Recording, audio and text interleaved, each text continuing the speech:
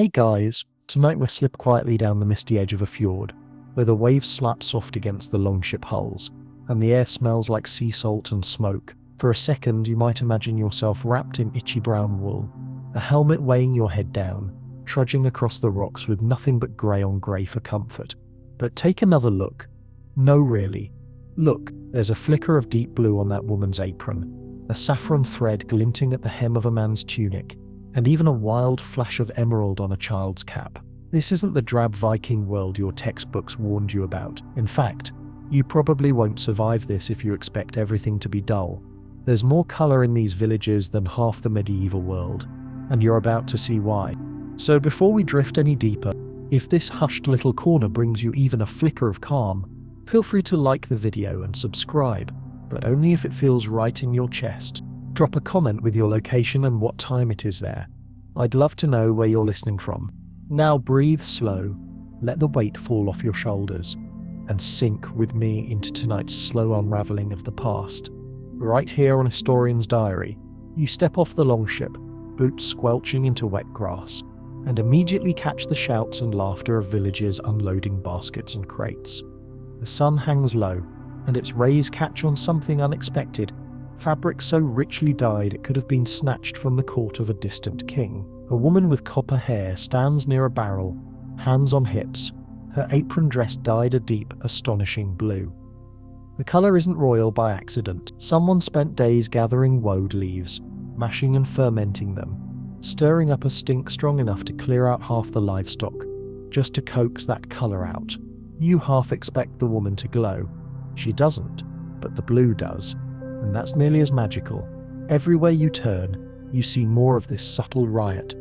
A tunic, the colour of moss, hemmed with gold thread, socks banded in madder red and walnut brown, peeking out from under sturdy shoes. A child darts past with a cap stitched from what must have been every scrap left in the chest. A patchwork so wild it looks modern. You grin. If your gym socks ever looked this lively, maybe laundry day would be more fun. You follow a pair of merchants toward the settlement's heart, and the air changes. There's a lingering scent of fresh hay, but underneath it, the metallic tang of dyes, earthy, sharp, and a little bit sweet. You pass a bench where two women bend over what you realize is velvet, in a Viking village. Their needles flash in the sun, tugging out silken threads in patterns that make your eyes ache. The cloth ripples as they work, showing off stripes of rose pink and a surprising streak of almost orange. You're suddenly glad you wore your least embarrassing socks tonight. Now a man in a cloak sidles past, his steps quiet. The cloak is trimmed with fur, not just grey and dun, but russet, snowy white, even streaks of black. You realise this isn't just about keeping warm. These people are peacocks, showing off every colour the land can give, and a few it can't. Someone nearby snorts. Look at you, traveller, thinking Vikings only wore their ship sails and dirt. They're not wrong. It's as if everyone here is in on the joke, and the joke is this: drabness is a luxury nobody has time for. You hear the jangle of coins and see them spill from a pouch. Some silver, some bright copper, all flashing. If you had half their wardrobe, you'd be broke from the laundry bills alone. At the edge of the gathering, a young boy sits on a stump, fiddling with what you recognize as a weaving tablet. Strips of wood with holes, a few threads running through. His fingers work quickly, knotting together a strip of ribbon in zigzags of blue, green, and yellow. The result is small, but it's more color than most people in your century put on their whole body in an ache. The boy glances up, notices you watching, and grins. He winks and tugs the ribbon tight, then loops it around his cap. "You want to go?" he asks, the accent thick and playful. You shake your head, but only because you'd probably make a knot of it in 5 seconds. Every piece of clothing here has a story, and not just a practical one. That bright blue apron, it's not just for show. Blue meant patience. Someone waited through weeks of stinking fermentation to get it. That trim of red wool, madder roots dug up with dirty hands and dried in the sun, then boiled with salt until the whole hut smelled like a chemical romance. A flash of yellow, so rare you almost miss it. Must have cost a fortune. Dye from weld, or if someone's feeling especially clever, or criminal, maybe saffron smuggled from a distant land. You start to notice that even the simplest garments are edged in colour. A woven band here, a triangle of contrasting cloth there. Nothing wasted, every scrap used. The joke, of course, is on those who think the Vikings were nothing but grey, brown and battle blood. You spot a man's tunic, simple at first glance, but stitched with patterns that shift when he moves, like waves or the ribs of a dragon. He catches your eye, shrugs, and says, "My wife made it for feasts." You nod, but you both know it's more than that. It's a flag, a claim, a piece of pride, as sharp as any sword. You wonder how many feasts that tunic has seen, and how many more it'll survive. The more you look, the more you realize. Fashion here isn't just about keeping warm or looking presentable for Thor. It's a living, breathing contest, a way of declaring, "I am here, I have survived another winter, and you will remember my color long after you've forgotten my name." You wonder if that's why the textiles in these burials, fragments dug up centuries later, still shimmer, the colors fighting through centuries of dirt and darkness.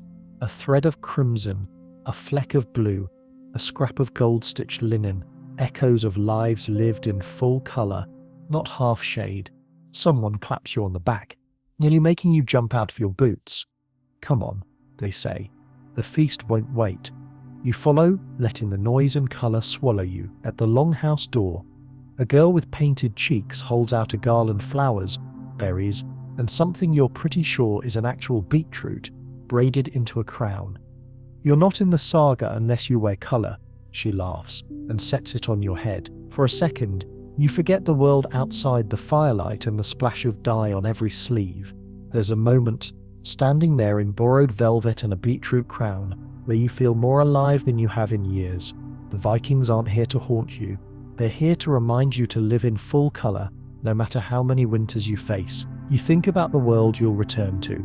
Grey office parks, black and white city streets, neutral-toned everything, and you promise yourself maybe a little more blue, a little more red, a flash of green, just to remember tonight. The fire cracks, someone throws a log on, and a woman leans in close, her breath scented with honey and herbs. "Next time, we'll show you how to make the dyes," she whispers, a promise and a challenge.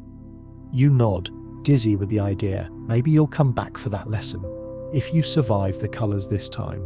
After all, it's not just the dead who get remembered for their fashion. You're pulled from the longhouse's firelit warmth by a sudden whiff of something sharp, almost bitter, like vinegar left too long in the sun. Someone nudges you, grinning, and gestures for you to follow. Outside, the air feels crisp against your cheeks. Around the back of the hall, away from the laughter and music, smoke rises from a battered iron cauldron set over stones. Steam curls, mixing with the earthy, sour scent of something ancient and secret. If you expected to stumble on a cauldron of soup, think again. This is a dye bath, and the hands stirring it are red-stained and practiced. The woman tending the pot glances up, her hair tied back with a scarlet ribbon. The color is so vivid, it almost glows against her wind-burned skin. You wonder if she stole it from the sunset itself. "Want to see how we make the red?" she asks, lifting a wet bundle from the liquid with a hooked stick. She unfurls the cloth, and it steams in the twilight, a deep, wine-rich red that seems impossible for such a rough world. "Cudbear," she explains, "from lichen on the rocks." You blink. "Lichen? That stuff crusted onto stones and tree bark." She laughs. You gather it, scrape it, dry it, crush it, then you soak it in stale urine for weeks. Stinks like nothing else. But the color. She holds up the cloth, and you swear you can almost taste the metallic tang of the dye. That's the secret. Nothing about Viking color is easy or quick. It's a trial, a gamble. The best red comes from the most unassuming places. Lichen, madder roots, even beetles if you're rich enough to trade for the crushed bodies. You trail your fingers over the dyed cloth, surprised at how soft it feels. No two pieces are quite the same. One patch leans scarlet, another purple-red, another so dark it could be mistaken for brown in the wrong light. The process is both art and alchemy, and every dyer has their own tricks. Just enough vinegar to set the hue, just enough salt to coax out the fire. Beside the dye cauldron, jars and baskets overflow with foraged treasures, sun-bleached bones for white, walnut hulls for brown, coppery onion skins for yellow, and little piles of moss and lichen for green and orange. A child stands watchfully by, tasked with grinding dried lichen between two stones. It's back-breaking work, but the reward is a rainbow at the end. You watch as the child's hands grow stained, proof of labour. Another villager approaches, arms full of damp wool. He dunks a length into a bubbling bath, this one a strange murky yellow, birch leaves and urine.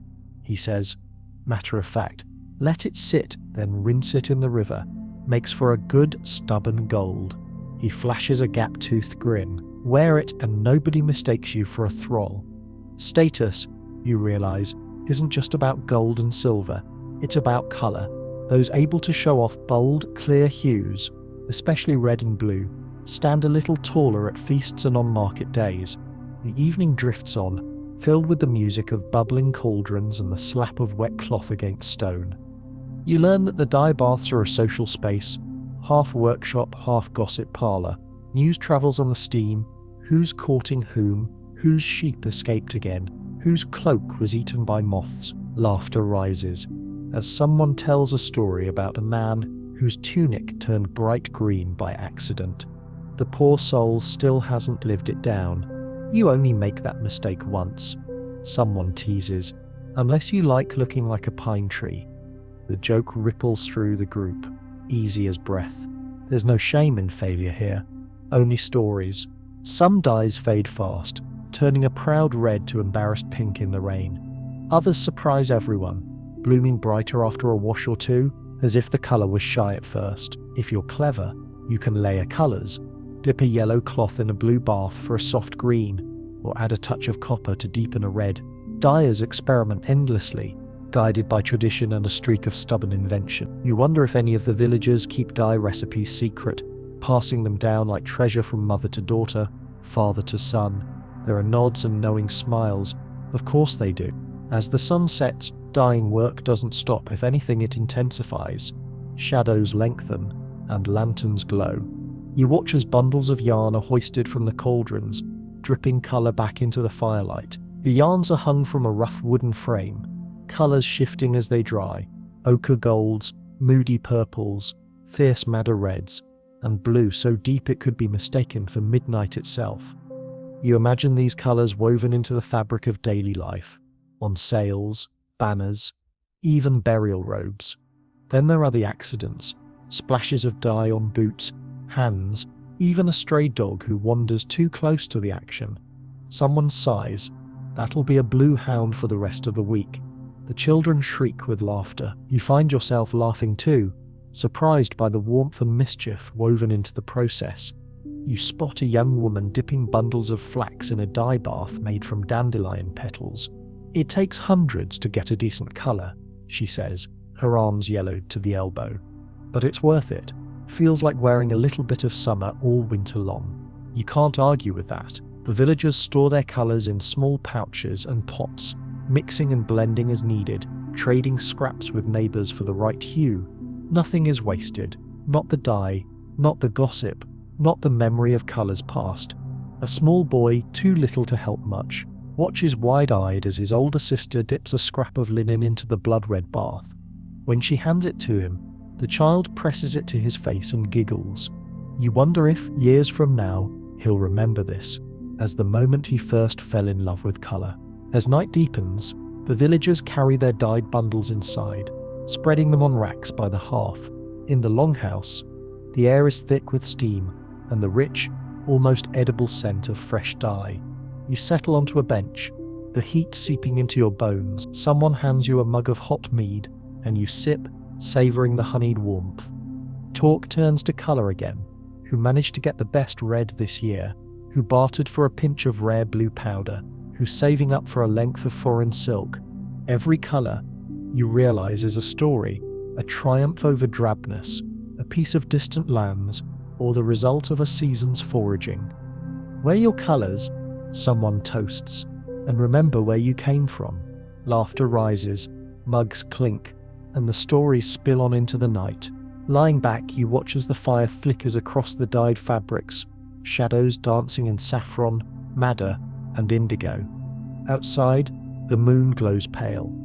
But inside the longhouse, the world is as bright as a garden in full bloom. You realize, with a sleepy grin, that you'll never look at a patch of lichen or a splash of color the same way again. Even in the land of ice and iron, there's room for fire. You find yourself drawn to a group gathered near the hearth, where the glow throws patterns across their faces and the objects in their hands sparkle in the firelight. There's a quiet ceremony to this moment, an exchange as old as stories, beads passed from palm to palm, strung onto leather cords or linen threads, each one a treasure both personal and shared. You settle in, letting the hush fall around you, and watch as a woman lifts a string of beads for all to see, a mosaic of color and light. It's easy to think of jewelry as just an ornament, but here, each bead is a sentence. Every necklace a biography told in miniature. She begins with the blues and greens beads shaped like little berries, glassy and deep as a midnight fjord. Traded from far south, she says, fingers moving with reverence. They came with the merchants from Frisia. Before that, the sands of Rome, and before that, who knows? She lets the beads clatter softly against one another, the sound more delicate than you expected from a Viking hall. The others nod, as if remembering the weight of such treasures, their value not just in silver, but in the tales they bring. A young man beside her shows off a necklace strung with amber, each piece catching and swallowing the firelight. He's proud, and rightfully so. Amber is rare, sometimes washed up on the Baltic shores after a storm, sometimes bought at market with a month's worth of eggs or a prize pelt. He lifts a piece to your nose, and you catch the faint resinous scent. Some say it's tears of the gods, he jokes, but his eyes betray a real affection for the superstition, where amber and bad luck slips away. You're surprised to see how many beads are neither precious stones nor metals, but glass. Some are so tiny you almost miss them, others so fat and bold they demand attention. Swirling with milky blue or sunset red, a girl with braids points out a bead she wears every day, sky blue with a thin band of white twisting around its center. Found it buried by the old river. My grandmother says it crossed the sea before me. She presses the bead between her thumb and finger, and for a moment it seems to glow in the fire's halo. You wonder how many hands have held it, how many stories have pulled within that spiral. The men join in, proud of their own beadwork. One warrior pulls up his sleeve, exposing a bracelet woven with glass and bone beads, each representing a place or battle or bet he's won. Another holds a pouch and spills out a handful of beads, some plain, some marbled with impossible colors. I got this one from a Frankish trader, he boasts, showing off a bead streaked with green and gold. He said it would bring luck in the next raid. Didn't work, but the story's worth more than the luck. Laughter echoes, bouncing off the beams overhead. Children scurry between the adults, their own necklaces much simpler but no less cherished. One child counts her beads, 4 blue, 1 red, 2 made from the teeth of a small animal. She holds out the necklace, daring you to guess where each came from. You try, and she rewards your failure with a cheeky smile. You'll have to come back next winter if you want the stories, she teases, tucking her treasure safely under her tunic. Not all beads are ancient. Some are brand new, spun by the hands of the village's glassworkers. You're startled to realize how many skills are needed to make a single strand. Someone to gather the sand, another to shape it over the flame, still another to cool and polish the finished bead. The colors are never quite predictable, and every batch carries the mark of the fire's mood that day. Sometimes the glass cracks or bubbles, sometimes the color runs wild. The artisans just shrug and try again, turning accident into art. Sitting here, surrounded by the gentle clatter and shine, you realize Viking beads are not just currency or decoration, but a way to be remembered. Some are given as gifts at birth, others as tokens after a raid or as a sign of peace. A man admits he proposed to his wife with a necklace of red glass beads. She said yes. After she checked every bead for cracks, he laughs, pride and tenderness mingling in his eyes. There's a solemnity to how these beads move through lives and deaths. Old necklaces are buried with the dead, their colors fading in the soil, but sometimes found centuries later, a glimmer in the dark. Others are handed down through generations, growing heavier with memory and meaning. The villagers believe that wearing beads can turn away bad luck, summon courage, or keep the memory of a loved one alive. Some even tie beads into their hair or braid them into their beards, letting colour become part of their very being. You begin to notice that the beads are more than just pretty things. They are a quiet rebellion against the chill of the north, a way to defy the monotony of winter and the uncertainty of raiding seasons. When food is scarce and darkness stretches long, it's the bright flicker of colour that keeps hope alive. No one here wears beads without reason. Every string is heavy with purpose. The longer you listen, the more you sense that beads form a language of their own, a subtle code. A necklace of black and red might mean mourning, or the memory of battle, blues and greens for luck or love, golds for wealth, or simply for the sun itself. The village elders seem to have their own bead code, giving a child a single glass bead on their birthday, or a woven string for a first harvest. You can almost see the stories forming, bead by bead, each one a small defiance of time. As the hour grows late, the villagers pack away their beads with gentle care. The children beg for just one more story, one more swap, and the adults, softening, oblige. You watch as new beads are exchanged, promises made for the next feast, the next journey, the next return home. It occurs to you that in a world where life is brief and the seasons harsh, these small, shining tokens are a kind of immortality. At last, the fire burns low, and you slip away to your own bed of furs. The sound of beads rattling in their pouches follows you, a soft lullaby woven from glass, bone, amber, and 100 lifetimes of hands. You close your eyes, feeling the weight of all those stories strung together, and know you will never look at a simple bead the same way again. The first light of dawn slants through the chinks in the longhouse wall, picking out motes of dust that dance like sparks above the sleeping bodies. You stir, stretching under the weight of a woolen blanket dyed the colour of old gold.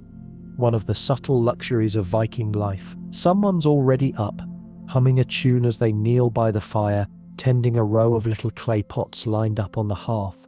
You catch the sharp, familiar tang of onion skins and the woody sweetness of walnut shells, and it draws you toward the heat like a moth to a lantern. Here at the dying corner, the day starts before most can even see the sunrise. The dye master, a wiry woman with clever fingers and a braid as thick as a rope, beckons you closer. She lifts a handful of onion skins, papery and brittle, and tosses them into a small pot half full of water. As the liquid heats, the colour leaches out, first pale, then growing into a yellow as rich as a dandelion field. Good for scarves and sashes, she mutters, stirring with a stick blackened by many such mornings. Yellow's cheerful, and it hides the stains from butter and grease. You smile, thinking of your own disasters with white shirts, and suddenly onion skin dye feels like a stroke of genius. Around her, other villagers prepare the day's batch of colours. Madder roots, knobby, red-veined things dug from the earth, get sliced and pounded, then boiled in their own battered pot. The resulting dye runs as red as a fox's tail, a colour so bold you wonder if it would make even the most stoic warrior smile. Walnut husks are crushed, yielding a dark, dusky brown that settles onto cloth like the shade of autumn leaves. The dye hut is a world apart from the rowdy hall, smelling of earth, bark, and faintly of vinegar. Someone laughs about the time a careless hand spilled dye all over the family cat. The memory still draws giggles from the children, and you half expect to see a streaky, multicoloured feline dart past your feet at any moment. Jokes and stories are currency here, traded as easily as dye recipes. Once I tried to use moss for green, a young girl confides, but it all turned grey and stank for weeks. My mother threatened to bury the pot in the bog. The others chime in with tales of failed experiments, accidental rainbows, and the most stubborn stains they've ever worn. What strikes you most is how nothing is wasted. The villagers save onion skins from every meal, dry madder roots on racks by the fire, and gather fallen walnut husks each autumn. Even the water used for dyeing is strained and reused when possible, coloured thread left over from one project added to the next. No sense letting colour go to waste. The dye master says, winking as she pours the last of a golden bath over a waiting skein of wool. The world gives us just enough if we pay attention. There's an artistry to the process, a sense of invention born from necessity. Each dye bath is tested first with a small scrap of linen.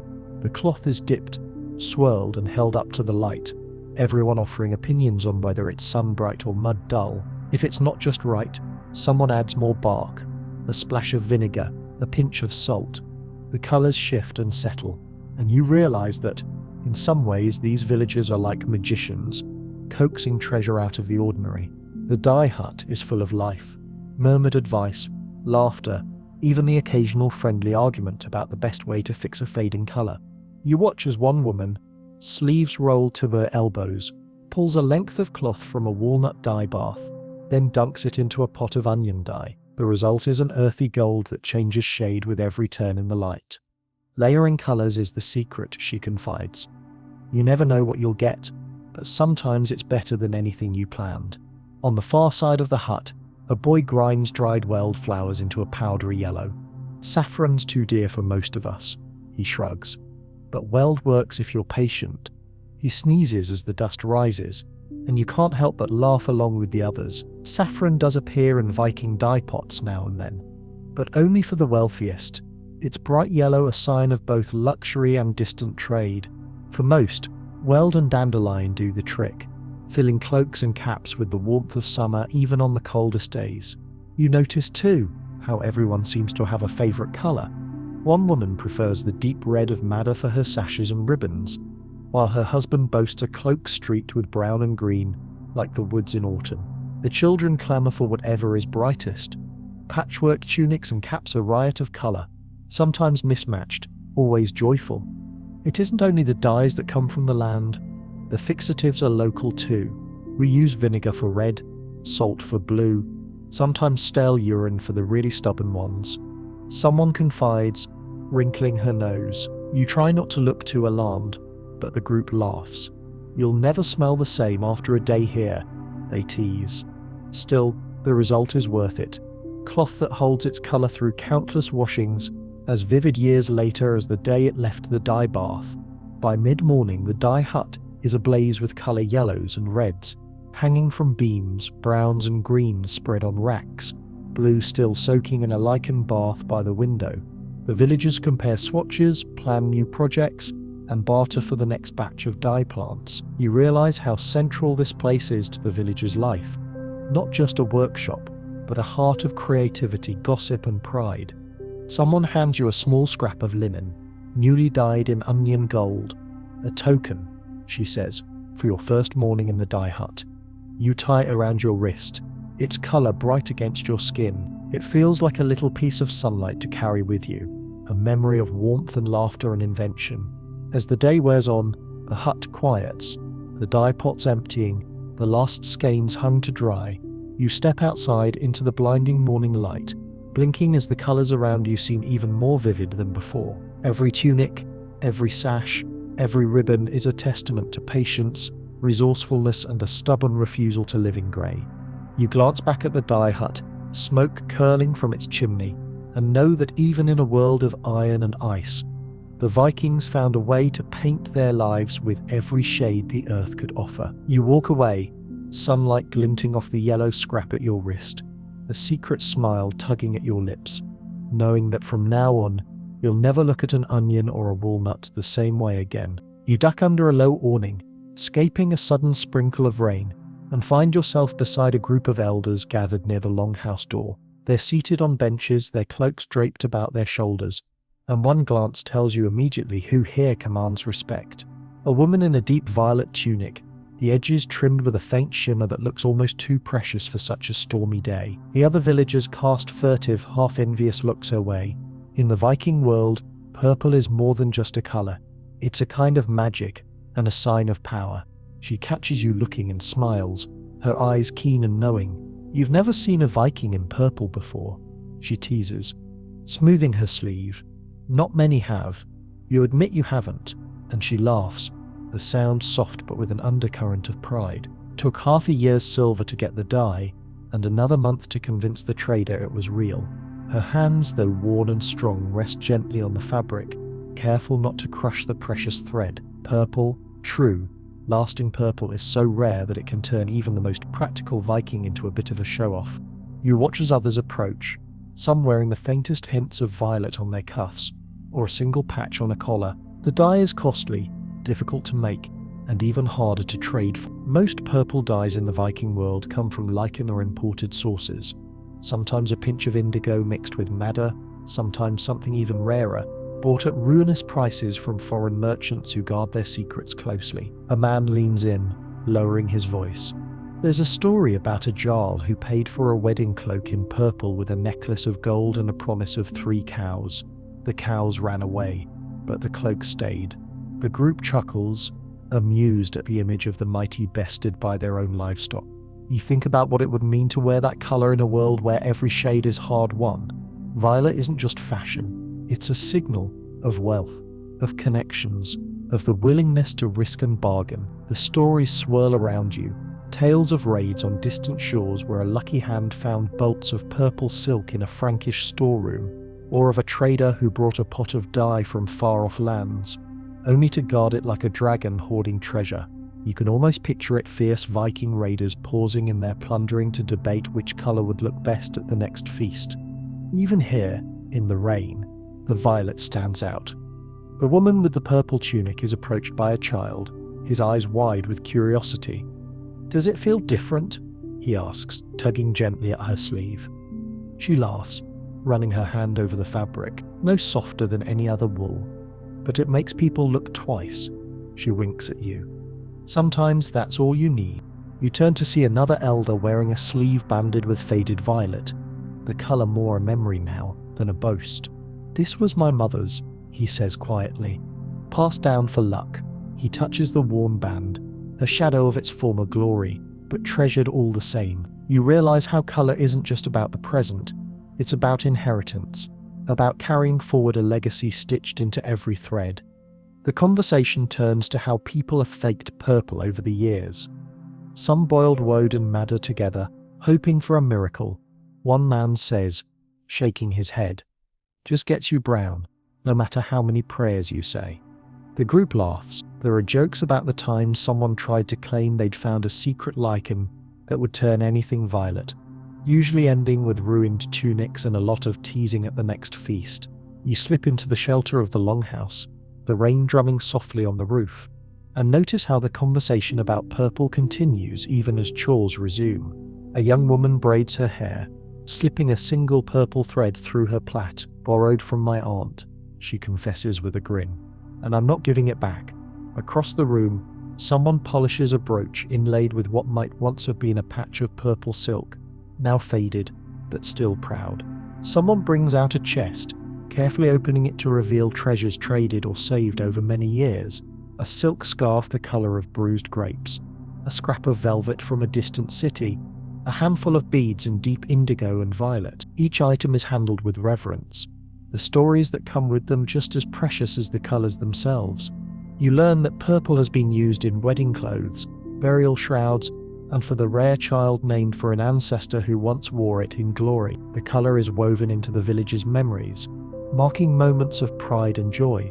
Children crowd around, eager to hear about the foreign traders who sometimes appear, cloaked in mystery and odd accents, bearing jars of dye and tales of lands where color runs wild. One boy gasps as he hears of a woman who wore a violet sash to the Thing, the great gathering of free men and women, and how the sun caught it, making her seem touched by the gods themselves. You realize that for all the rarity and reverence, there is still mischief in Viking hearts. One young man brags about how he once tricked a visiting merchant into believing his indigo-dyed wool was true purple, and traded it for a handful of silver and a kiss from the merchant's daughter. The elders laugh, shaking their heads, but you suspect they've all tried their hand at a bit of dyeing trickery over the years. As the rain lets up, the world outside brightens, and the violet tunic gleams anew. The woman steps outside, her color a beacon among the earthy tones, a reminder that in this world, even the rarest shade can find a home if only you're clever, lucky, or bold enough to chase it. You follow her, your eyes lingering on the thread of purple as it moves through the crowd, leaving whispers and wonder in its wake. In a village of fierce pride and sharper wit, Purple is more than a colour. It is a legend stitched into the very fabric of life. You leave the longhouse as sunlight cuts through the rain clouds, puddles flashing silver beneath your boots. The air feels sharper, fresher, alive with possibility. In the brightening morning, you catch sight of a woman laying out a heavy cloak on the grass, brushing it smooth with her hands. At first you think it's the colour that draws your eye, a deep ocean green, banded at the edges with hints of gold. But then you notice the texture. This isn't the scratchy, rough wool you might expect from stories about primitive times. No, this is something else. Soft, dense, almost impossibly fine. Vikings, you realize, didn't settle for itchy sacks on their backs. They made their wool beautiful, luxurious, and tough enough to meet the sea. The woman looks up, smiling, and gestures for you to come closer. She lets you run your fingers across the cloak's surface. It's heavy, yes, but supple, falling in soft folds rather than holding the memory of a sheep's back. Wool from our best ewes, she explains, combed, carded, spun tight, then fold until it could turn the wind. You watch as she points out the seams, the careful stitches hidden beneath the bands of colour. We wash it in hot water, pound it with stones, then brush it until it shines. No storm can break through this. She holds up a smaller cloak, this one striped in blue and brown, lighter and looser in the weave. For summer, she says, when the wind is playful and the rain can't find you. She lets the sun catch the colours, and the threads glint with life. You're struck by the ingenuity of it all. How these people, with nothing but sheep, water and fire, turn wool into something that can stand up to the elements, keep the cold at bay, and still make a splash at the feast. Nearby, a group of women work over large wooden tubs, washing newly woven cloth. They knead and twist the fabric, singing as they go, their sleeves rolled up to reveal strong arms. The water darkens with every rinse, carrying away the last of the grease and the stubborn scent of sheep. As the women lay out the cloth to dry, you notice the variety. Some bolts are thick and heavy, others almost gauzy, all dyed in vibrant shades pulled from yesterday's dye baths. Soft wool for children, tough wool for raiders, a woman explains. But every thread's got to be bright. The gods like a bit of colour too. Men and women alike take pride in their cloaks and tunics. You watch as one man brushes the dust from his sleeve, his cloak the colour of pine needles and edged in a cheerful red. "Took my wife a month to weave this," he brags, "and it's still softer than my brother-in-law's beard." The others roar with laughter, and someone adds, "Only thing rougher is the bread he bakes." The teasing continues, light and easy, but beneath it you sense real pride, a knowledge that even in hardship they choose beauty and comfort where they can. There's a practical side too. If your cloak's too rough, you'll never make it through a winter's night. One of the older women tells you, her hands busy spinning wool into tight, even yarn. Fulling makes it thick and warm. You brush it with thistles or teasels. Just so. That's how you get the nap, that little softness that catches the light. She holds up a finished cloak and lets you feel it. The fabric is thick but yielding, the sort of thing you'd be grateful for on a storm-tossed sea or a midnight walk through snowy woods. Children run up, laughing, their cloaks streaming behind them, blue, green, and every colour in between. "We make them light so they can run," a mother explains, tying a bright sash around her daughter's waist. No point in weighing a child down when she's got half the village to explore. The children twirl, showing off their cloaks, and you realise even the smallest Vikings get to wear their favourite colours. As the sun climbs higher, you find yourself in a small weaving shed where men and women work side by side at upright looms. The steady thump of the beater, the shush of wool sliding through the warp, create a rhythm that is oddly hypnotic. The weavers are quick, their fingers deft as they throw the shuttle and beat each new row into place. "Every family's got a pattern," one man tells you, pointing to the intricate stripes in his son's new cloak. "A bit of luck, a bit of love, a lot of patience."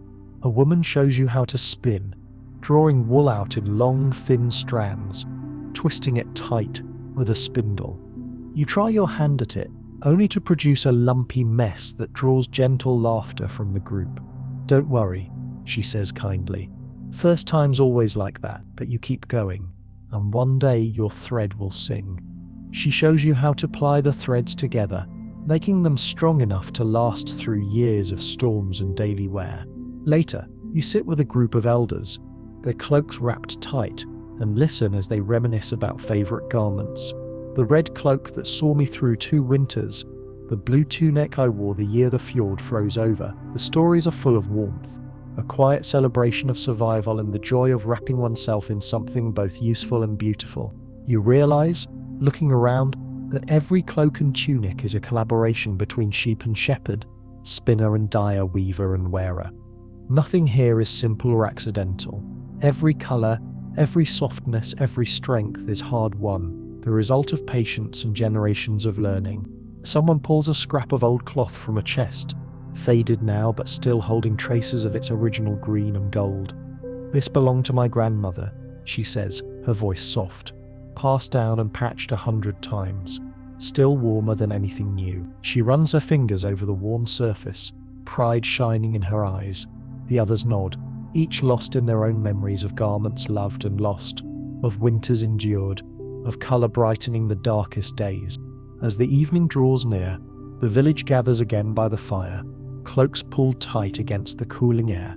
The children settle on their parents' laps, the weavers rest their tired hands, and the talk turns to tomorrow's work. New wool to be sheared, new dyes to be tried, new patterns to be woven.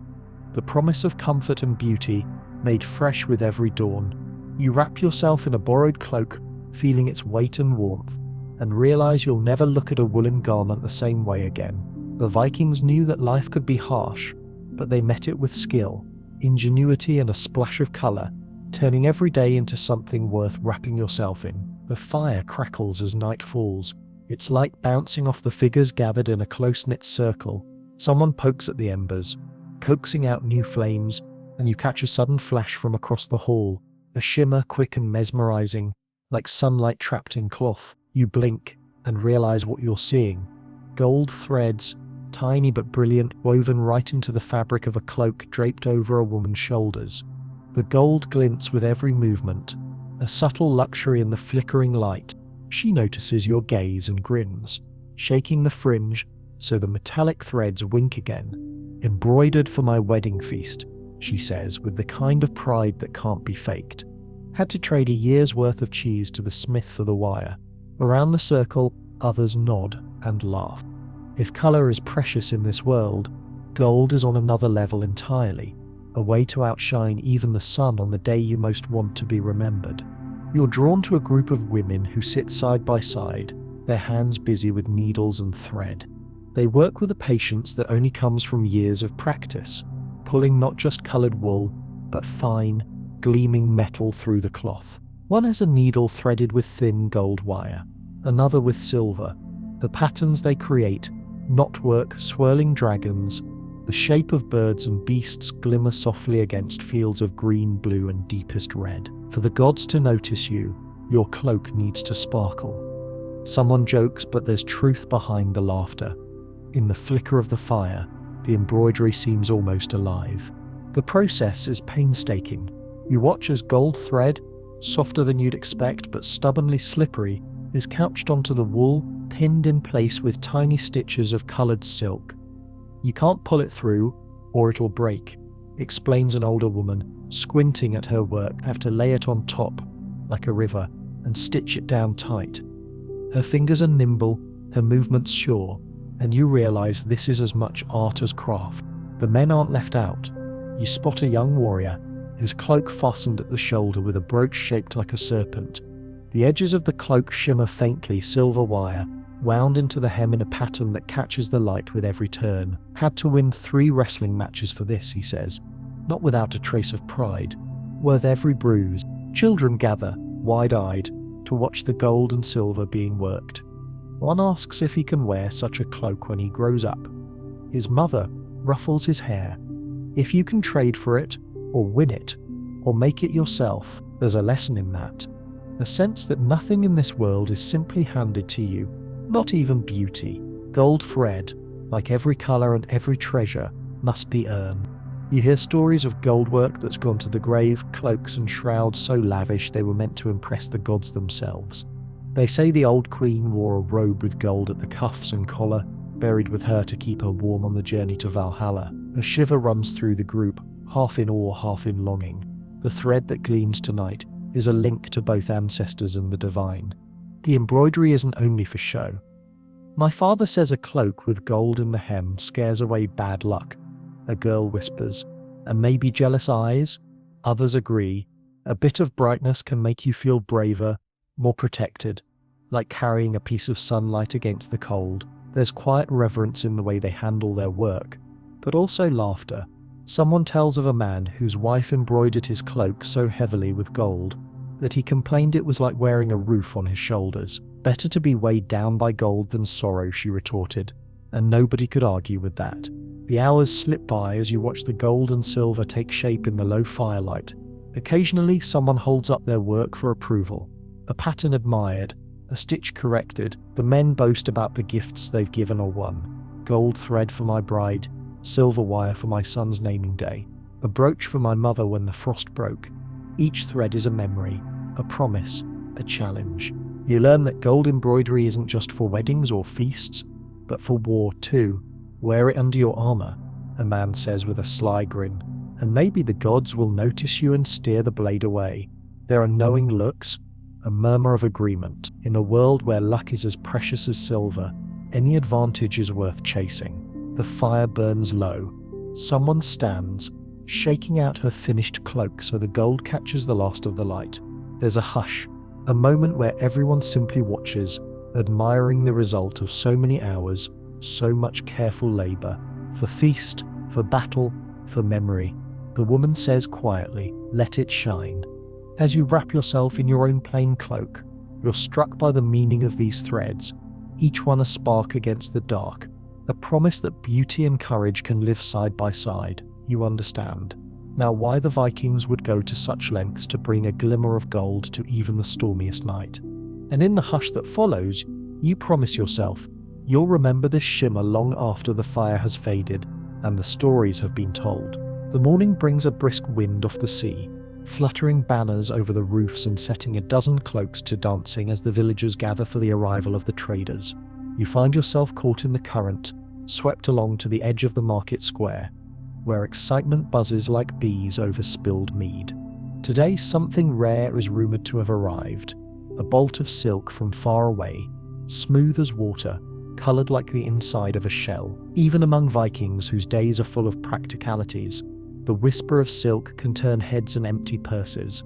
At the heart of the crowd stands a merchant, his face weathered by salt and sun, his clothes less fine than the treasures he unpacks. With a flourish, he draws forth a folded length of fabric. It spills over his arms, gleaming in the light, shifting from sea green to pale gold and back again as it moves. The effect is dazzling, and the crowd surges closer, each hoping for a touch, a glimpse, a memory to boast of later. You step nearer, brushing your fingers over the silk. It's so different from the sturdy wool and homespun linen of the north, impossibly light, cool against your skin, yet strong.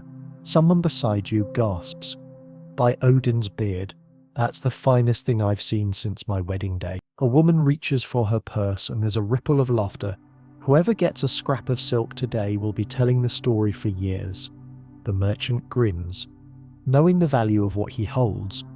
From the land of the Greeks, he announces, voice rising above the wind, passed from east to west over mountains and seas, through the hands of princes and thieves alike. You realize in that moment the journey this cloth has made, perhaps through the markets of Byzantium or hidden in a trader's chest aboard a storm-tossed ship. 100 hands exchanging silver for a touch of color. One fact shines clear in the chatter around you. Actual fragments of silk have been discovered in Viking graves, especially in Birka, Sweden, showing that these precious fabrics did travel north via vast trade networks stretching as far as the Byzantine Empire and the Middle East. This wasn't just legend or wishful thinking. These people really did wear silk, even if only a lucky few. The historical record holds proof in the warp and weft and threads that outlasted the centuries. Nearby, a woman unrolls a strip of what she claims is Chinese silk, the pattern a labyrinth of blue and white, traded for with 3 silver arm rings and a wolfskin, she boasts.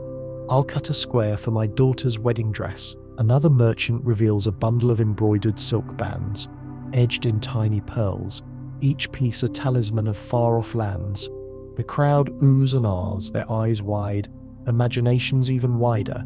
You watch as negotiations begin. A man offers amber beads and a carved walrus tusk for a length of gold-shot silk. Another tries his luck with a story of heroism. Let me take it, and I'll wear it to the next thing. Every woman there will want your cloth. The merchant, amused, shakes his head and holds out for silver. A grandmother, sly and persistent, barters a winter's worth of dried fish for a handful of silk scraps, enough to trim a baby's christening cap. Deals are struck, hands are shaken, and the market hums with satisfaction. Children hover at the edge of the crowd, their fingers sticky from honey cakes, eyes huge at the sight of so much colour and luxury. One brave girl tugs at your sleeve, whispering, "Will I ever wear silk?" You kneel beside her, watching the traders pack away their wares, and tell her what you've learned, that silk finds its way north on the tides of trade, and the strength of stories, that a lucky find or clever barter can change a life, that sometimes a scrap is enough to carry dreams for years. As the crowd thins, you see where the silk goes. A wealthy woman tucks her purchase into a basket, eyes shining as she whispers to her friends about the feast to come. A young man fingers a silk band, already imagining it around his neck at the next dance. A cloak is held up, a patch of blue silk sewn into the lining, hidden but precious, a secret burst of beauty against the skin. You linger in the aftermath, feeling the weight and wonder of the day. Silk in a world of wool and leather is a marvel, a reminder of how far the Vikings reached and how much they valued what was rare. The wind catches a stray ribbon, lifting it high, and for a moment, the market is bright with the promise of distant lands. Later, as the village settles into dusk, the stories grow. How so-and-so bartered for silk with a tale as much as with treasure. How a bit of foreign cloth stitched into a hem can make a girl a legend, or a boy a man. You understand now that the shimmer of silk is more than just a show of wealth. It's proof of connection, adventure, and the endless hunger for something new. You find your place by the fire, watching as villagers examine their prizes, turning them this way and that, marveling at the light. You wonder how many generations will remember this market day, the laughter and longing, the scraps of silk sewn into the fabric of daily life. And as night falls, you realize, here, in the land of wind and stone, every scrap of silk is more than a luxury. It's a thread that ties this world to every horizon, shining just a little brighter because it traveled so far. The sun sinks low, streaking the village in honey and bronze as the day's work turns to play. You wander toward a quieter corner where men and women sit on upturned barrels and smooth stones, their hands busy with something unexpected. Not swords or spears, but supple strips of leather. Here, in the fading light, you discover another side of Viking fashion, one less spoken about, but no less telling. These are the cobblers, the tanners, and the quiet wizards of Viking shoes. You always pictured Vikings in clunky boots, maybe bound with rags, trudging across endless mud. But you see now, their shoes are crafted for more than trudging. A young cobbler, sleeves rolled high, catches your eye and waves you closer. "You want to see what keeps us light on our feet?" he asks, grinning, as he sets down a half-finished shoe dyed a bold, cheerful blue. On the bench, leather shoes of every kind line up. Slim slippers dyed green, sturdy ankle boots for the winter, narrow, turned shoes with pointed toes curled up like the tip of a fox's tail. "These are for the feast," says the cobbler, holding up a pair of soft red shoes with cut-out patterns along the side. "Try them," he urges, and you slip your feet inside. They're a snug fit, hugging your foot, just so, the leather supple and warm. The cobbler shows you how he dyes the leather, sometimes with madder for red, sometimes with wold for blue, even walnut hulls for a smoky brown. Takes days to get the colour right, he explains, but it's worth it. A man is judged by his boots as much as by his sword. The group laughs, but there's truth in it. Good shoes, bright shoes, are a sign that you care how you walk through the world. Nearby, a group of young women gather, each showing off shoes they've decorated for the dance. Some have leather laces twisted with threads of gold or silver, Others sport tiny beads or patches of coloured wool sewn over the toe. One girl, the boldest of the lot, spins to show off shoes dyed deep blue, the tips turned up in an almost comical curl. To catch the eye, she winks, and trip the slow boys. Everyone laughs, and you join them, charmed by the way even shoes can be a playful, proud announcement. You watch as older cobblers work with patience, stitching and shaping the leather, teaching the younger ones the right way to pierce the hide or tie off a knot. You want the seam here, not there, one explains, so the shoe hugs, not pinch. Another, showing off a particularly fine pair, boasts walk all the way to Burkett and back, and you'll still have dry feet. There are jokes too about a man whose shoes were so tight he couldn't run from his own mother-in-law. The laughter is easy, the camaraderie strong. As evening falls, shoes are traded and gifted, sometimes for a story or a song. One man wins a pair of dyed red boots in a wager over who can balance on a barrel the longest. A woman gives her daughter a new pair for her name day, the leather stamped with tiny stars. Each pair, it seems, comes with its own story. Who made it? What colours were used? What dreams were stitched into the sole? One boy, proudly polishing his father's old boots, listens as the elders speak of shoes that have crossed seas, climbed mountains, and danced at more feasts than he's seen summers. These brought me luck at the market in Hedeby, an old man says, tapping the toes of his battered but still bright blue shoes, and nearly lost me my lunch in a bet. The group roars with laughter, and you sense how these simple things, shoes, dye, stitches, carry the memory of years. A historical fact weaves through this world. Archaeologists have uncovered Viking shoes in graves and settlements, often beautifully decorated and sometimes dyed with plant-based colours, showing both the craftsmanship and the importance of footwear in everyday and ceremonial life. These shoes weren't just for the living, they were worn into the next world. As the last rays of sun fade, a young couple, both in matching shoes, one red, one blue, link arms and walk off toward the dance. You notice as you follow that even the practical has become beautiful. The music swells and the crowd begins to dance, shoes tapping out rhythms on the hard-packed earth. Children jump and spin, their laughter bright as their newly dyed slippers. Later, when you finally rest your feet, you realize how much Viking life is measured not just by battles or feasts, but by the small choices, the color of your shoes, the curve of a toe, the comfort of a well-made sole. To walk in color is to step boldly, to remind the world that you are here, and that beauty belongs even to the road-weary. You look down at your borrowed blue shoes, smiling. You won't forget the lesson. Even in the harshest places, the Vikings chose not just to walk, but to walk in style. Word count, the sky is indigo now, the fire at the heart of the village throwing gold and copper shadows that flicker across faces and arms. The evening meal is done, and with bellies full and the business of the day behind them, people begin to show off what they've worn for the occasion. Here, Viking fashion reaches for something more than mere practicality. It becomes a declaration, a signal, and sometimes, especially tonight, a bit of drama. You notice it in the glint of metal first. Women and men alike pin their cloaks with brooches that are more than just fasteners. One woman adjusts the massive oval brooches at her shoulders, two shining shields of silver, their surface engraved with spirals and animal shapes, catching the light so sharply you almost squint. Passed down from my mother's mother, she explains with a soft pride, smoothing the wool beneath each brooch. The pins hold her cloak close, but they also serve another purpose. They speak loudly of her family's status, her taste, and the craftsman's skill. You weave through the crowd, drawn to the variety. Some brooches are simple bronze discs, cleverly wrought, worn smooth with age. Others are extravagant, inlaid with coloured glass, amber or tiny mosaic tiles, or shaped like animals, ships, or even Thor's hammer. The boldest women pin their aprons with brooches as large as their palms, the filigree so intricate, you're sure it took months to create.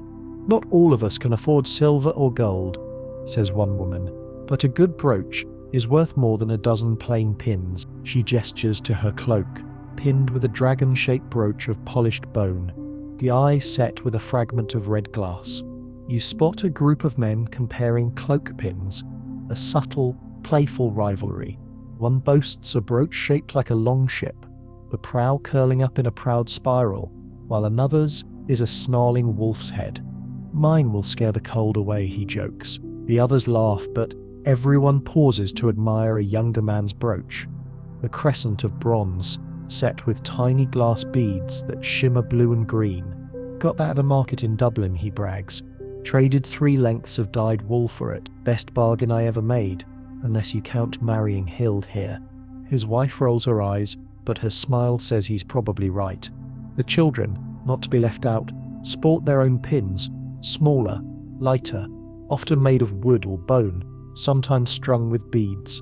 A little girl twirls, her cloak spinning out, the simple round brooch at her throat gleaming. Look, I'm the queen of the fjord, she crows.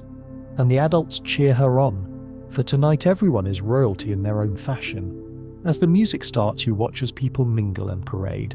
A woman adjusts her brooch so the silver catches the light with every step. A man winks at his friends as he pins a fresh-cut feather through the ring of his cloak pin, drawing laughs. You realize these brooches are more than decoration. They are icebreakers, conversation starters, symbols of love, wealth or wit. Someone confides that she received her brooch as a betrothal gift, and another tells how his was forged from the silver coins he brought back from a raid across the sea. You remember a mainstream historical fact.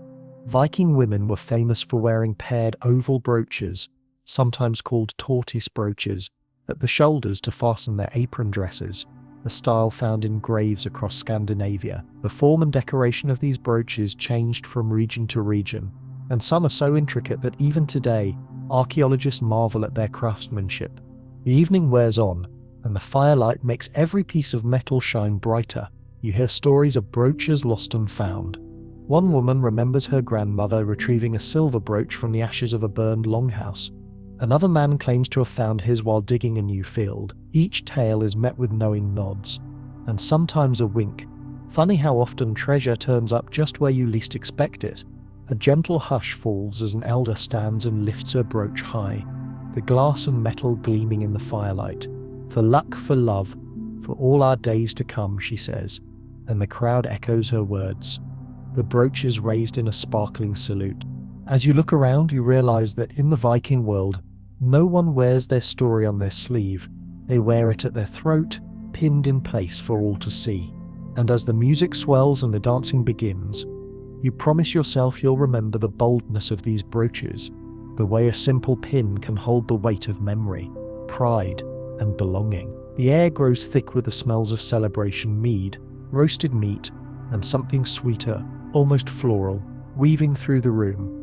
The laughter and dancing pause as a cluster of villagers gather near the hearth, each of them leaning in close over a low wooden table. On the table sit jars and bowls, their contents mysterious and enticing. Sticky black resin, handfuls of dried herbs, curls of beeswax, and a scattering of pine needles. At first you think it's another batch of dye, but you quickly realize you're witnessing a different kind of magic. Viking perfume. A young woman, her hair woven with ribbons dyed pink and gold, dabs a little wax onto her wrist, rubs it in, then leans close to a friend. Smell that. She grins, eyes glinting. Honey and thyme, better than sweat and salt any day.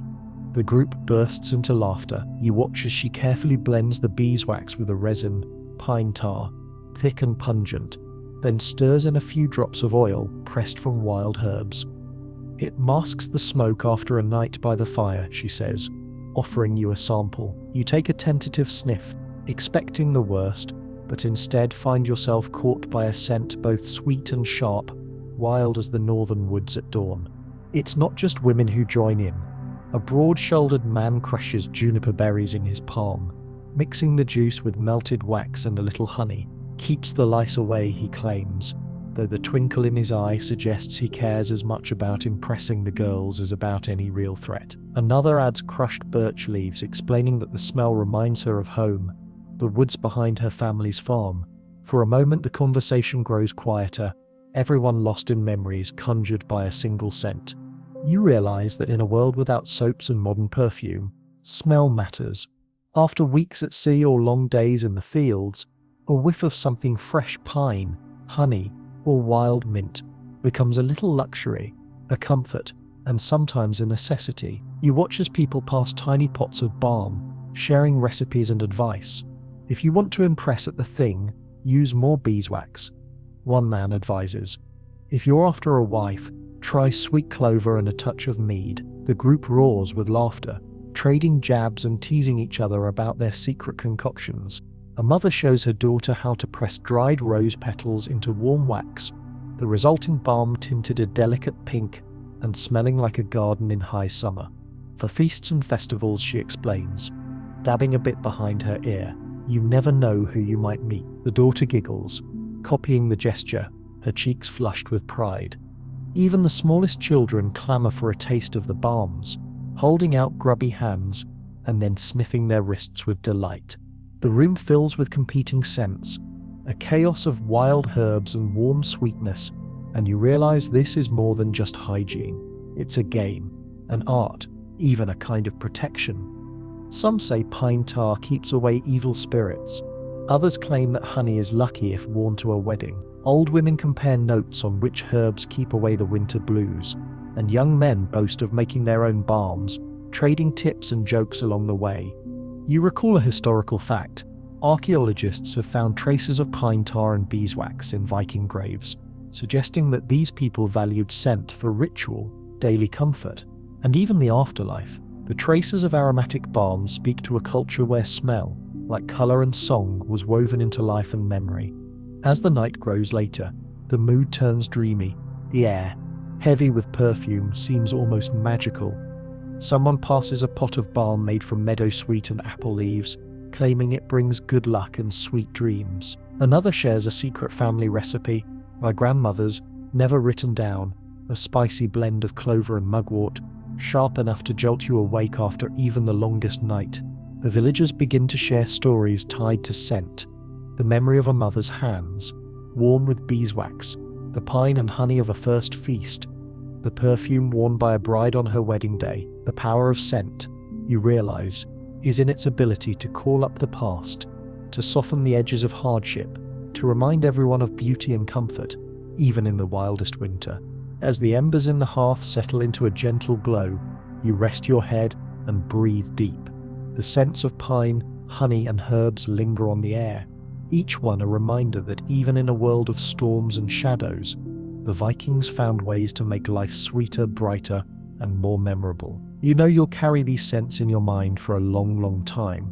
Gentle proof that even the hardest lives are made softer with a little touch of luxury. The village is quieter now, the laughter and singing settling into a companionable murmur as people retreat to their homes.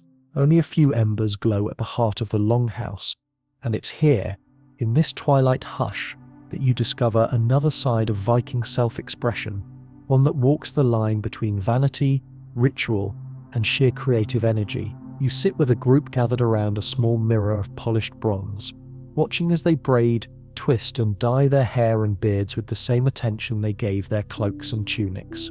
A young man leans over the mirror, his fingers nimble as he divides his beard into neat braids. He rubs a smear of dark ash between his palms before working it into the hair, turning each strand smoky grey, almost blue in the firelight. The ash makes it look thicker, he explains, not bothering to hide his satisfaction as the braids grow bold and defined. His friend, grinning beside him, works a handful of crushed berries through his own hair, lending it a reddish cast. For the feast, he shrugs. And for luck, you notice others copying the trick, some with a stripe of yellow from dandelion, some with a wash of green from herbs. The room hums with the scent of earth and fruit. You remember a historical fact. Viking combs, made from bone or antler, have been found all across Scandinavia, showing how much care both men and women took with their hair. Archaeologists have also discovered traces of pigment and ash on some combs and in graves, hinting that hair dyeing and decoration were common practices, not just rare acts for special occasions. It's not just men who join in. Across the room, women sit in a circle, braiding each other's hair in intricate patterns, weaving ribbons of coloured wool and silk through every plait. Some add beads, amber, bone, glass to catch the light, or make the simplest style something remarkable. There are jokes about who can make the longest braid, whose hair will hold the most beads before giving up. One mother plats her daughter's hair, whispering stories with every twist. If you want to be brave, wear blue. If you want to be wise, try green. For love, a thread of red. An elder explains that this ritual isn't just for show. In a world where reputation is everything, how you wear your hair and beard speaks volumes. A warrior's beard, tightly braided and smeared with ash, means he's ready for battle, or for feasting, or just for looking impressive at the thing. For a young woman, a complicated braid signals skill, patience, and the support of friends or sisters who helped her prepare. Hair shows you belong, she says, running her fingers through her own long braid. It tells your story before you even open your mouth. As you watch, the creativity on display is mesmerizing. One young woman's hair is wound with a spiral of gold thread, a glimmering line that catches every flicker of firelight.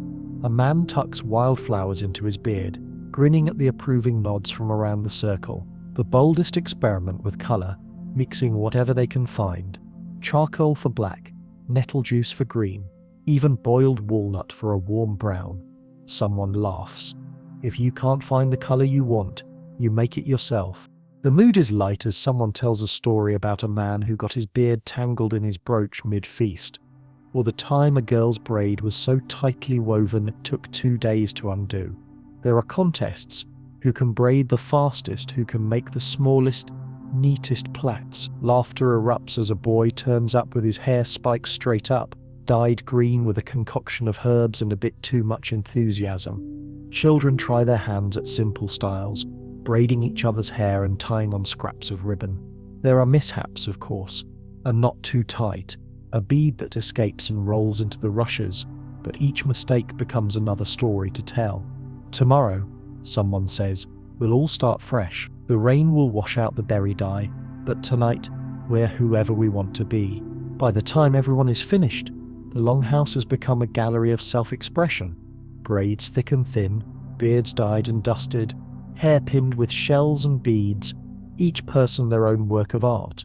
You sense the pride, not just in looking good, but in having crafted beauty with their own hands for their own delight. The embers fade low, casting the last light over this gathering of color, creativity, and camaraderie.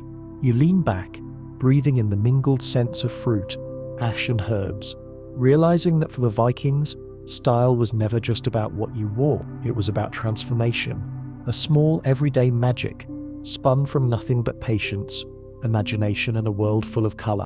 Awaiting continue, the longhouse, now wrapped in the hush of midnight, feels closer and safer as the wind picks up outside. You draw your cloak tighter, comforted by its heavy weave and stormy blue dye. Around you, the villagers are settling in, sharing a last drink before sleep. You catch the clatter of mugs, the shifting of boots, and the low, sleepy laughter that only comes at the end of a long, lively day. But here, where warmth and color soften the night, another marvel of Viking fashion makes itself known. Cloaks so robust and cleverly made, they might stop a sword or turn a winter wind. At the far end of the fire, two older women argue amiably about the best way to line a cloak for cold weather. One insists on fleece.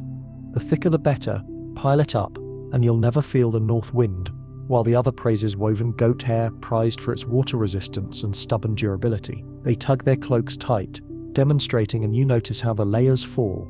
A dense woolen outer shell, a lining of shaggy fleece or soft skin, all stitched together with visible pride. One man stands, showing off a cloak so deep blue it nearly disappears into the shadows. "Madder and wad," he says, shaking it out. "Dyed it myself. Spun the wool twice for thickness, then soaked it in fish oil." He runs his hand along the hem, pointing out the reinforced edge, double-stitched and banded with tough leather. Stops the wind, and if you're lucky, stops a blade too. The others nod knowingly. In a land of sudden squalls and occasional violence, a cloak is as much armor as adornment. Someone tosses another log onto the fire, sending sparks swirling. Talk turns to the practical magic of making a cloak that keeps out both cold and danger.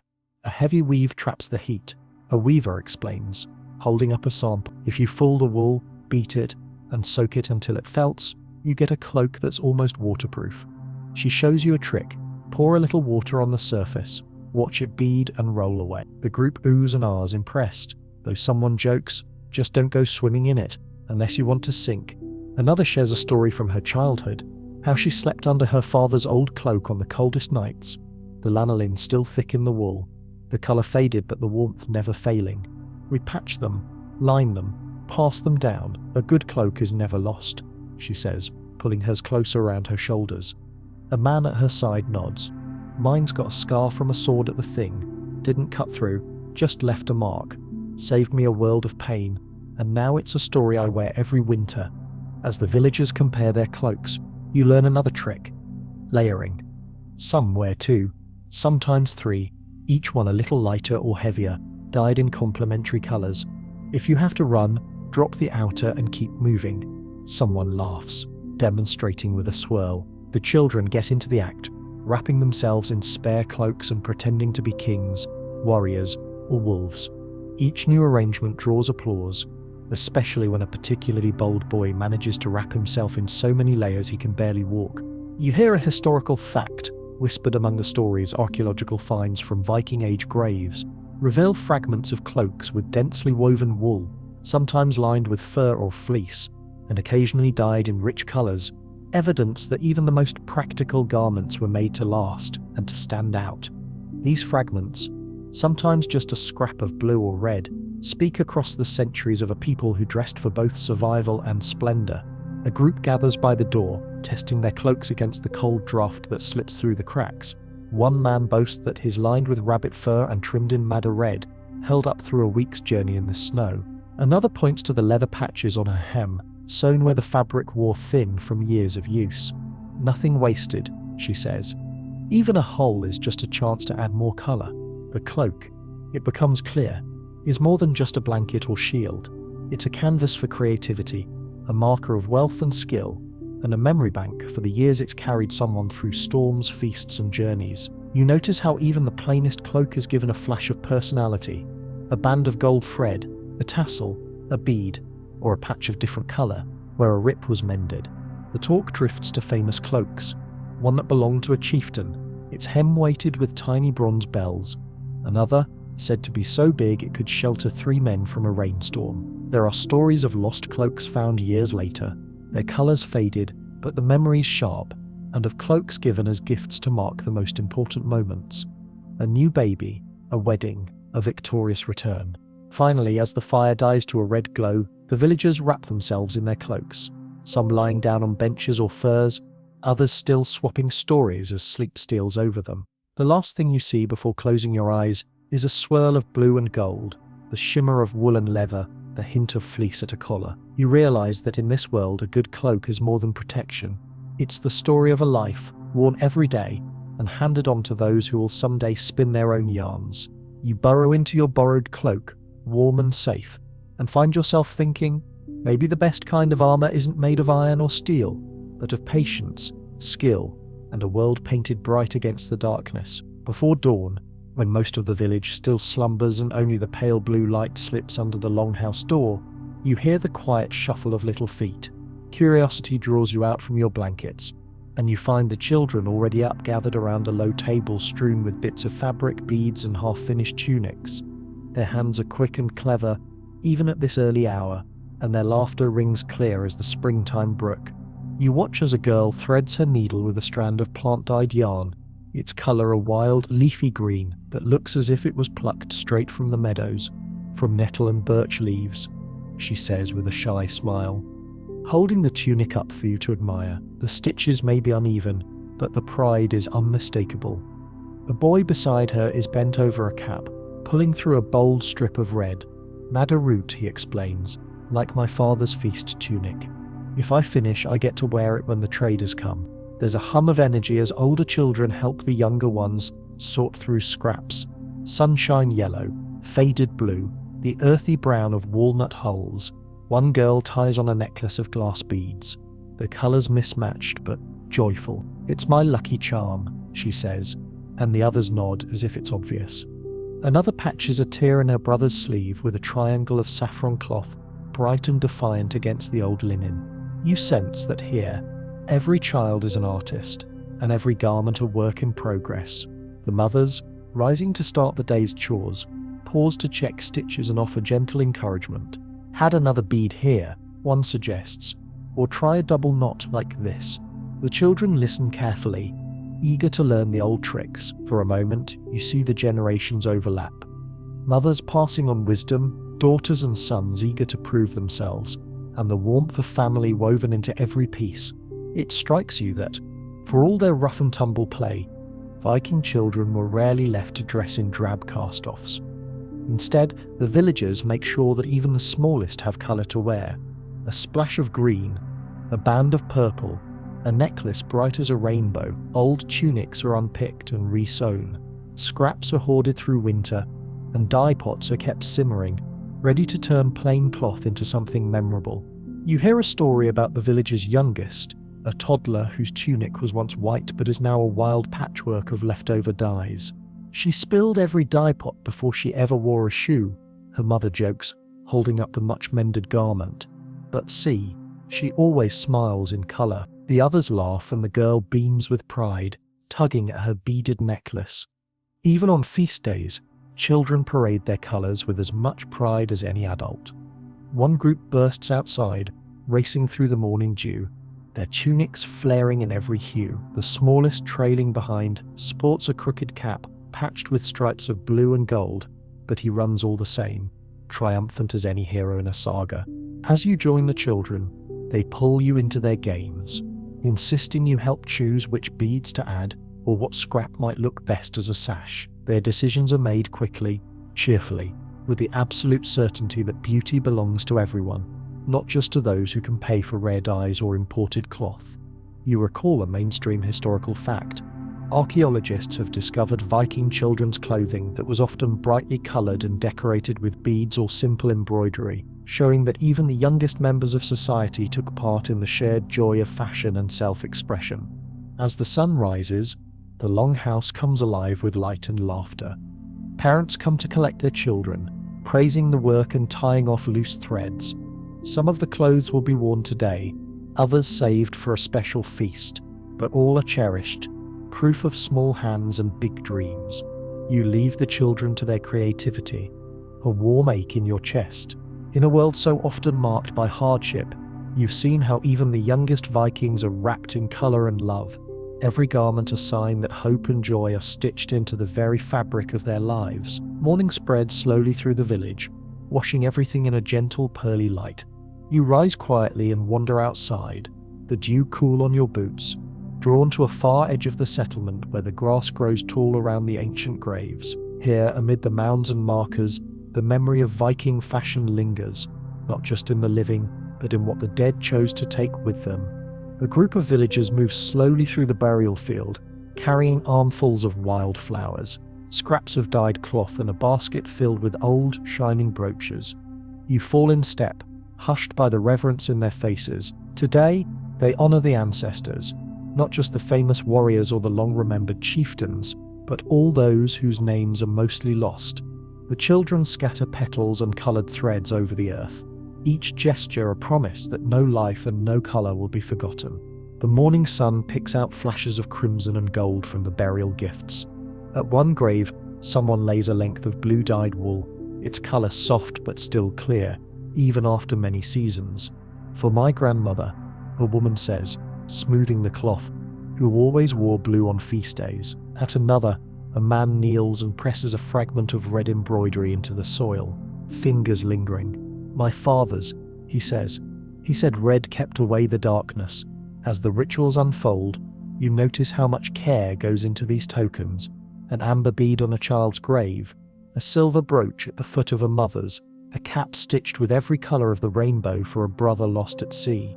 Each piece is a memory, a fragment of story told in thread and stone. You recall how archaeologists have found traces of colour madder, woad, weld, even gold threads, preserved in Viking burials across Scandinavia. The past speaks here quietly but insistently, shimmering just beneath the earth. There is comfort in this ceremony, in the way the living dress the dead as carefully as they do themselves. It's more than grief or duty. It's a final act of love, a way to send a piece of the world's beauty with those who go ahead, to be remembered in colour. One elder whispers, is to live again every spring. The others nod, and the silence is full, not empty. You walk among the graves, the grass soft underfoot, and notice how even the smallest tokens, a faded ribbon, a bent bead, hold a weight far greater than gold.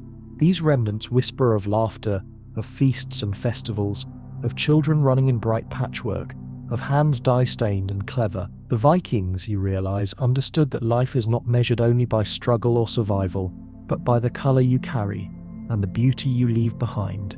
As the morning grows brighter, the villagers return to their daily tasks, leaving the graves dressed in new color and memory. You linger a moment longer, feeling the quiet gratitude that comes from witnessing a people who valued beauty as fiercely as strength. The memory of those crimson threads and silver clasps follows you back to the village.